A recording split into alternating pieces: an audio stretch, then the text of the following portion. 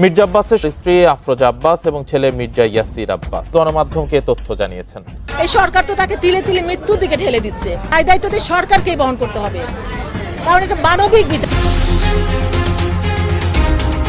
এদিকে আজ মির্জা আব্বাসের স্ত্রী এবং মেয়ে নতুন রহস্য উন্মোচন করে। মির্জা আব্বাসের মৃত্যুর বিষয়ে চাঞ্চল্যকর ঘটনা গণমাধ্যমকে দিয়েছে। এই নিয়ে তারেক রহমান ফেঁসে যায়, আরো 15 জন এমপির নাম আসে।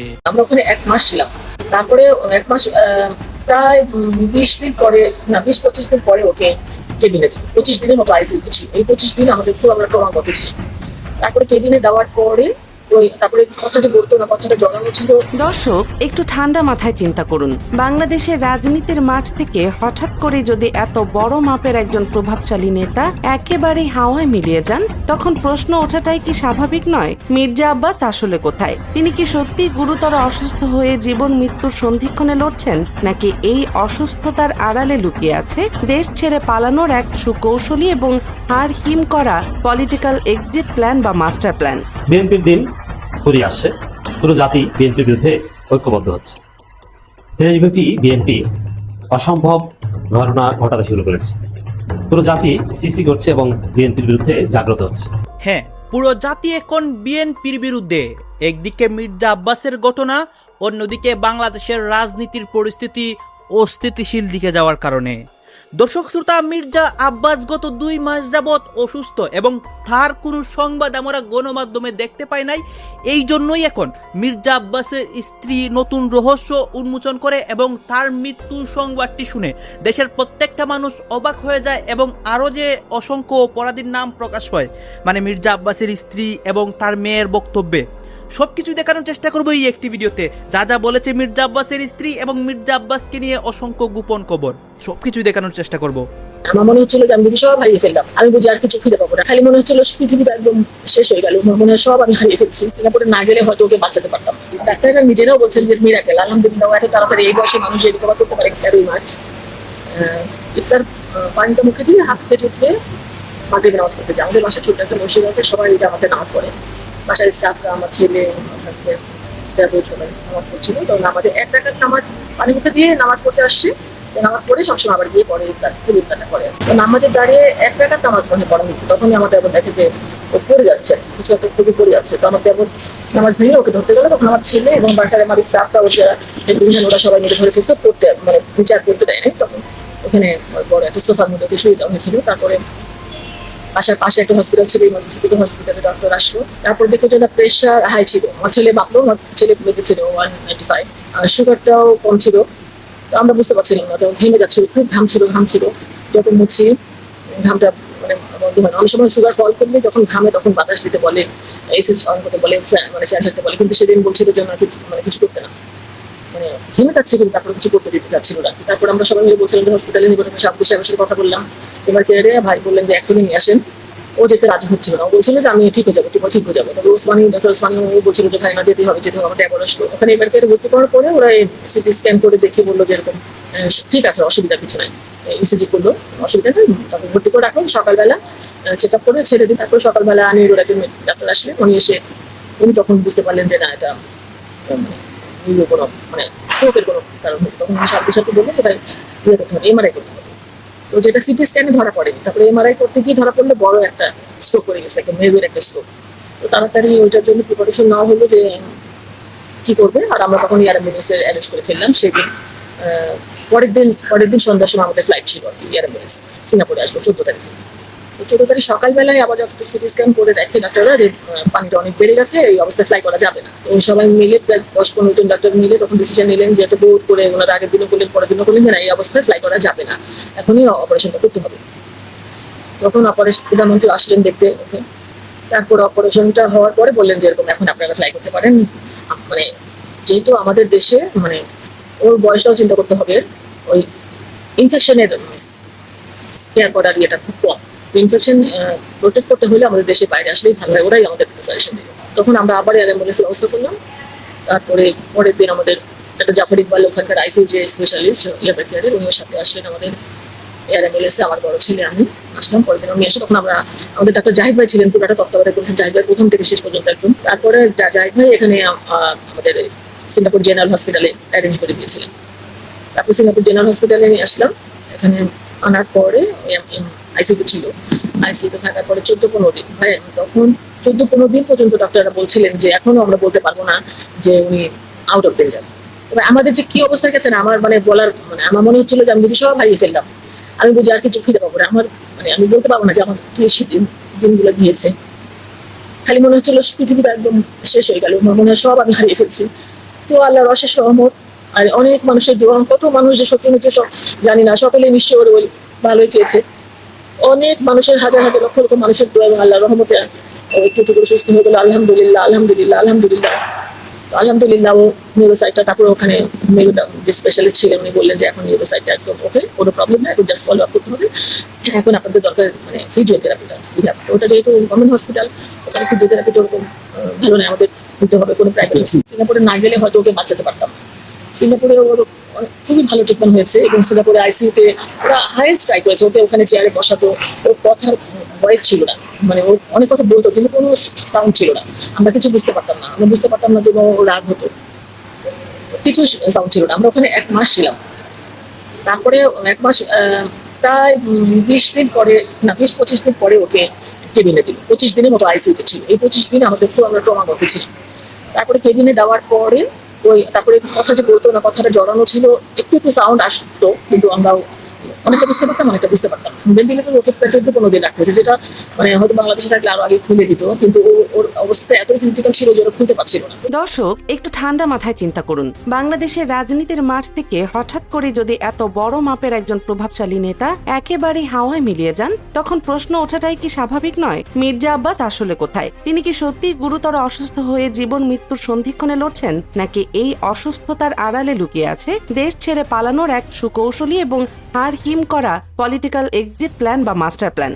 সোশ্যাল মিডিয়ায় ছড়িয়ে পড়া গুজবগুলো কি তাহলে সত্যি বাস্তবের দিকে ইশারা করছে? কেউ বলছেন তিনি পালিয়েছেন, কেউ বলছেন তিনি এতটাই অসুস্থ যে কারো সামনে আসার মতো অবস্থায় নেই। কিন্তু আসল সত্যিটা কি? কেন এত বড় মাপের একজন রাজনীতিবিদ হঠাৎ করেই সবার চোখের সামনে দিয়ে পুরোপুরি উধাও হয়ে গেলেন, যার কোনো ছবি নেই, কোনো অডিও বা ভিডিও বার্তা নেই, এমনকি দলের পক্ষ থেকেও তার অবস্থান নিয়ে কোনো সুস্পষ্ট বক্তব্য নেই? এই নীরবতা কি শুধুই কাকতালীয়, নাকি পরিকল্পিত কোনো ছক? দর্শক, আজকের এই এক্সক্লুসিভ হাই ভোল্টেজ এবং মেগা ইনভেস্টিগেটিভ এপিসোডে আমরা এই পুরো রহস্যের জট খুলতে যাচ্ছি। ঘটনা প্রবাহ আসলে কোন দিকে ইশারা করছে এবং এর পেছনের আসল সমীকরণটি কি, তা আজ আপনাদের সামনে একেবারে আয়নার মতো পরিষ্কার করে দেব। তাই ভিডিওটি একটু স্কিপ না করে একেবারে শেষ পর্যন্ত আমাদের সাথেই থাকুন। আসুন একেবারে শুরু থেকে শুরু করি। এই পুরো রহস্যের শেকড় লুকিয়ে আছে গত জাতীয় সংসদ নির্বাচনে। ঢাকা ৮ আসনে মির্জা আব্বাসের সবচেয়ে শক্তিশালী এবং শক্ত প্রতিদ্বন্দ্বী হিসেবে মাঠে নেমেছিলেন তরুণ নেতা ওসমান হাদি। এই তরুণ নেতার জনপ্রিয়তা তখন একেবারে তুঙ্গে। সাধারণ মানুষের সঙ্গে তার সরাসরি যোগাযোগের কারণে তিনি খুব অল্প সময়ে সবার নজর কাটতে সক্ষম হয়েছিলেন। রাজনৈতিক বিশ্লেষক থেকে শুরু করে সাধারণ ভোটার অনেকেই তখন মনে করছিলেন যে নির্বাচনের জয়ের পথে ওসমান হাদি হয়তো মির্জা আব্বাসের একজন পাহাড় সম বাধা হয়ে দাঁড়াতে পারেন। রাজনীতিতে এরকম একজন শক্তিশালী প্রতিদ্বন্দ্বী থাকাটা যে কারো জন্যই বেশ চাপের। নির্বাচনের মাঠে যখন এক হাড্ডাহাড্ডি লড়াইয়ের আভাস পাওয়া যাচ্ছিল, ঠিক তখনই ঘটে গেল এক মর্মান্তিক এবং হাড় হিম করা ঘটনা। ডিসেম্বর মাসের 12 তারিখ নির্বাচনী প্রচারণার ডামাডোলের মাঝে একদল সশস্ত্র দুর্বৃত্তের এলোপাতাড়ি গুলিতে মারাত্মক আহত হন ওসমান হাদি। তাকে তড়িঘড়ি করে হাসপাতালে নেওয়া হলেও শেষ রক্ষা আর হল না। চিকিৎসাধীন অবস্থায় তিনি মৃত্যুর কোলে ঢলে পড়লেন। দর্শক, একজন শক্তিশালী প্রতিদ্বন্দ্বীর এই অকাল মৃত্যু পুরো নির্বাচনী দৃশ্যপটকে আমূল বদলে দিল। নির্বাচনের মাঠ বলতে গেলে মির্জা আব্বাসের জন্য একেবারেই ফাঁকা হয়ে গেল। এরপর ফেব্রুয়ারির 12 তারিখের নির্বাচনে মির্জা আব্বাস বিপুল ভোটে জয়লাভ করলেন। তার একমাত্র প্রতিদ্বন্দ্বী ছিলেন নাসির উদ্দিন পাটোয়ারি, যিনি শক্ত প্রতিরোধ গড়ে তুলতে পারলেও শেষ পর্যন্ত ভোটে হেরে যান। এদিকে সংসদ সদস্য নির্বাচিত হওয়ার পাশাপাশি মির্জা আব্বাস খোদ প্রধানমন্ত্রীর রাজনৈতিক উপদেষ্টার মতো এক অত্যন্ত প্রভাবশালী দায়িত্বও পেলেন। সবকিছু মিলিয়ে তার রাজনৈতিক ক্যারিয়ার তখন সবচেয়ে শক্তিশালী এবং অজেয় অবস্থানে। নির্বাচনের পর থেকে মার্চ মাসের শুরু পর্যন্ত তিনি রাজনীতির মাঠে বেশ সরব ছিলেন। বিভিন্ন রাজনৈতিক কর্মসূচিতে তাকে নিয়মিত দেখা যেত এবং তখন তাকে দেখে অন্তত গুরুতর অসুস্থতার কোনো লক্ষণই প্রকাশ পায়নি। তাহলে হঠাৎ করে কি এমন ঘটল?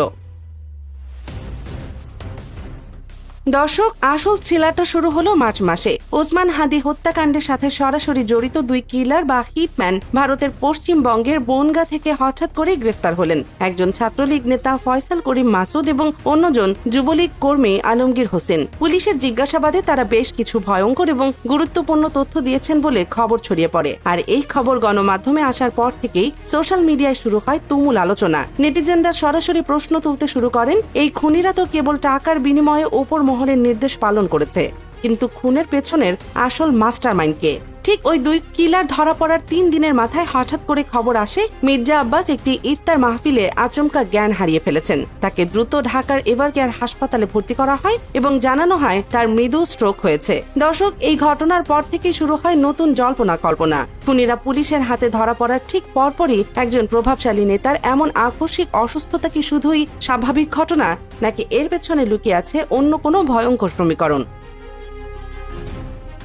এর পরের ঘটনা প্রবাহ আরো বেশি রহস্যময়। হাসপাতালে ভর্তির 4 দিন পর 15 মার্চ তাকে এয়ার অ্যাম্বুলেন্সে করে তড়িঘড়ি সিঙ্গাপুরে পাঠানো হয়। অফিসিয়াল কারণ ফিজিওথেরাপি এবং উন্নত চিকিৎসা। কিন্তু পরে খবর আসে সিঙ্গাপুর থেকে তাকে মালয়েশিয়ায় স্থানান্তর করা হয়েছে। সাধারণ মানুষ থেকে শুরু করে রাজনৈতিক বিশ্লেষক সবার মনে একটা বড় খটকা, সিঙ্গাপুরের মতো বিশ্বমানের চিকিৎসা ব্যবস্থা ছেড়ে মালয়েশিয়ায় কেন? সেখানে লোকচক্ষুর অন্তরালে লুকিয়ে থাকাটা কি তুলনামূলকভাবে সহজ? সবচেয়ে বড় সমালোচনা হচ্ছে এই দীর্ঘ সময়ে মির্জা আব্বাসের কোনো ছবি বা ভিডিও প্রকাশ না হওয়া নিয়ে। বর্তমান ডিজিটাল যুগে যেখানে একজন সাধারণ মানুষ সামান্য অসুস্থ হলেও সোশ্যাল মিডিয়ায় আপডেট দেন, সেখানে এত বড় নেতার এতদিন চিকিৎসাধীন থাকার পরও তার বেঁচে থাকার বা চিকিৎসার কোনো প্রমাণ নেই কেন? মার্চ মাসে যখন তার মৃত্যুর গুঞ্জন ছড়িয়ে পড়ে, তখন তার ব্যক্তিগত সচিব গণমাধ্যমে এসে শুধু বলেছিলেন যে তিনি বেঁচে আছেন এবং চিকিৎসা নিচ্ছেন। কিন্তু নেটিজেনদের যৌক্তিক দাবি ছিল একটা ছোট ভিডিও বার্তা বা হাসপাতালের বিছানায় শুয়ে থাকা একটা ছবি প্রকাশ করলেই তো সব গুজব থেমে যায়। তাহলে কেন সেই সাধারণ কাজটিও করা হচ্ছে না? রাজনৈতিক বিশ্লেষকরা এর পেছনে সম্পূর্ণ ভিন্ন এবং ভয়ঙ্কর একটা কারণ দেখছেন। তাদের মতে, কোনো ভিজুয়াল প্রমাণ প্রকাশ করলে তদন্তকারী কর্মকর্তারা তার সাথে যোগাযোগের চেষ্টা করতে পারেন। রিমান্ডে থাকা আসামিরা যদি জিজ্ঞাসাবাদে এমন কোনো তথ্য দেন যা সরাসরি মির্জা আব্বাসের দিকে আঙুল তোলে, তাহলে পরিস্থিতি চরম জটিল হয়ে উঠতে পারে। সোশ্যাল মিডিয়ায় গুঞ্জন চলছে যে খুনের নির্দেশদাতা হিসেবে তার নাম উঠে এলে তদন্তের স্বার্থে তাকে জিজ্ঞাসাবাদ করার প্রয়োজন হবে। বিএনপির দিন ফুরিয়ে আসছে, পুরো জাতি বিএনপির বিরুদ্ধে ঐক্যবদ্ধ হচ্ছে। দেশব্যাপী বিএনপি অসম্ভব ঘটনা ঘটাতে শুরু করেছে। পুরো জাতি সিসি করছে এবং বিএনপির বিরুদ্ধে জাগ্রত হচ্ছে। এবং পরিস্থিতি এদিকে যাচ্ছে যে বিএনপির লোকজনকে কোথাও কেউ দাওয়াত দিবে না বাধ্য না হলে, এবং ছাত্রদল করা ছেলেদের সাথে কেউ মেয়ে বিয়ে দিবে না, এবং সামাজিকভাবে একসাথে তাদের সাথে চলবে না। যেভাবেই হোক তাদেরকে বর্জন করবে। অলরেডি তো বয়কট শুরু হয়ে গেছে। আপনারা দেখেছেন ঢাকা বিশ্ববিদ্যালয়ের সাংবাদিক সম্মিলিত ছাত্রদলকে বয়কটের ঘোষণা দিয়েছে। এবং যা ঘটাচ্ছে এতে শিক্ষার্থী, অভিভাবক থেকে শুরু করে সচেতন সমাজ এদের সাথে কোনো ইন্টারাকশন করবে না। আপনারা দেখেছেন যে রাজশাহী দুর্গাপুরের দাউদকান্দি সরকারি বিশ্ববিদ্যালয় কলেজে ঢুকে ভাঙচুর চালিয়েছে, তাণ্ডব চালিয়েছে এক বিএনপি সন্ত্রাসী, এবং এক নারী শিক্ষিকাকে, কোনো মানুষের বাচ্চা মানুষ হলে ও যদি হালাল জাদা হয়ে থাকে কোনো নারীর গায়ে ওইভাবে হাত দিতে পারে? বিএনপি সন্ত্রাসী জুতা উঠিয়ে পিটিয়ে শিক্ষিকা রক্তাক্ত করে ফেলেছে। কি জন্যে? তাকে অবৈধ কাজ করতে দেয়নি। 144 দ্বারা ভেঙে পরীক্ষা চলাকালীন সময় পরীক্ষার সেন্টার প্রেমিজে ঢুকেছে, আবার চাঁদাবাজি করছে, অধ্যক্ষ শিক্ষক সবাইকে পেটেছে। আপনি চিন্তা করেন, এই বিএনপি এখন একটা আতঙ্কের নাম। শিক্ষিত সমাজ, শিক্ষক, শিক্ষিকা এবং শিক্ষার্থীর অভিভাবক তারা বিষয়টা কিভাবে দেখে? রাজশাহীতে শিক্ষিকাকে জুতা পিটার ঘটনা যেভাবে জাতি দেখলো, এতে সারা বাংলাদেশের কোন নারী, যদি সে নারী হয়ে থাকে, যদি সে হিজড়া বা অন্য কিছু ট্রান্সজেন্ডার না হয়ে থাকে ভিন্ন কথা, কিন্তু যদি সে নারী হয়ে থাকে, কোন নারী এই বিএনপিকে সমর্থন করতে পারে না। ঘৃণা করা তার নারীত্বের দাবি। কারণ এই বিএনপি একজন নারীকে যেভাবে পিটিয়েছে, রক্তাক্ত করেছে, জুতা দিয়ে পিটিয়েছে, এর চাইতে অসভ্য বর্বর কোনো কাজ আসমানের নিচে জমিনের উপরে হতে পারে না। অথচ সেই সন্ত্রাসীকে কিন্তু গ্রেপ্তার করেনি। আমি তো মনে করি হাসিনার যে নীতি ছিল, হাসিনা যে যতটা নীতিবান ছিল, তার 100 ভাগের 1 ভাগ নীতি যদি তারেক রহমানের মধ্যে থাকতো, তাহলে এতক্ষণে ওই বিএনপি নেতাকে ক্রস ফায়ার দিত। ঝালকাঠিতে সেই মিন্নি নয়নবন্ডকে কিন্তু ক্রস ফায়ার দিয়ে মেরে ফেলেছিল হাসিনা। এরকম আরো অনেক বড় বড় অপরাধীকে ক্রস ফায়ার দিয়ে মেরে ফেলত। কারণ হাসিনার মধ্যে মিনিমাম নীতি নৈতিকতা বোধ ছিল যে এই মানুষ ক্ষুব্ধ, এতে বিচারে দেরি করা যাবে না, এখনই বিচার করে ফেলি, ওকে এখনই হত্যা করে ফেলি। এটা মানবাধিকারের সেন্সে এটা ভিন্ন ব্যাখ্যা আছে, দ্যাটস ডিফারেন্ট ডিসকাশন। বাট মানুষের চিন্তা এটাই যে এত বড় অপরাধী অথচ পুলিশ তো তাকে ধরছে না, ক্রস ফায়ার তো দূরের কথা।